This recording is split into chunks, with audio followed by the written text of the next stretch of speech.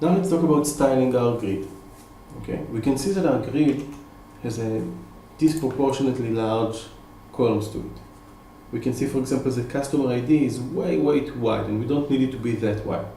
I want to make it small. Now, the way to do these things in HTML in modern days is using CF3. As we talked earlier, we've got the get bootstrap, which is the library we use to design and create great-looking UI, and one of its rules is how to manage sizes. And it has a complete grid system that can do wonders that you can play with and does all sorts of crazy things. We will not talk all about it or explain too much about it, but I can say that we can determine the width of object by using a value between 1 to 12. So I want to say that customer ID should be 1, should be smaller than anything else, and order ID should also be pretty small. So let's see how we do that. We go over to the customer ID column, and here we choose the CSS class and say call small 1.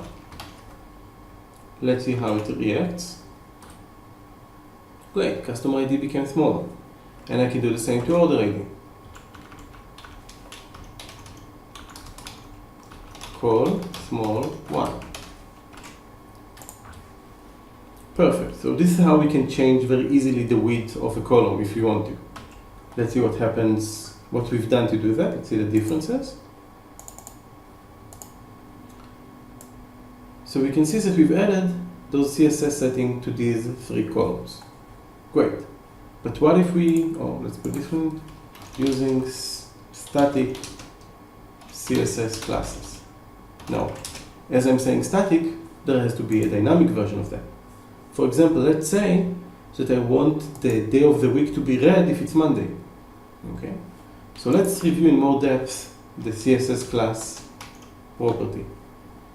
We can see here that it actually receives either a string or a function that receives an order and returns a string. So I can do something like saying, okay, let's start with making it just red by saying BG danger. Okay, I think this will color it red. Perfect. But now let's say that we want to do it with a condition. So we receive the order, and we're going to say, well, if get day of week of o.order_date is Monday, okay, 0 is Sunday, 1 is Monday, then BG danger, else nothing. Let's see how that affects our UI. Everything looks great. And let's take this Tuesday and make it into a Monday. Yeah, let's take this Tuesday and make it into a Monday. And we can see that that color expression affects us. So we can affect it to a specific column if we want, just like we've done over here.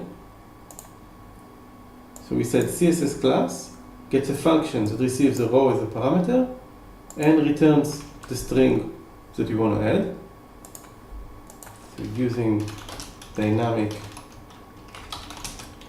CSS class for column.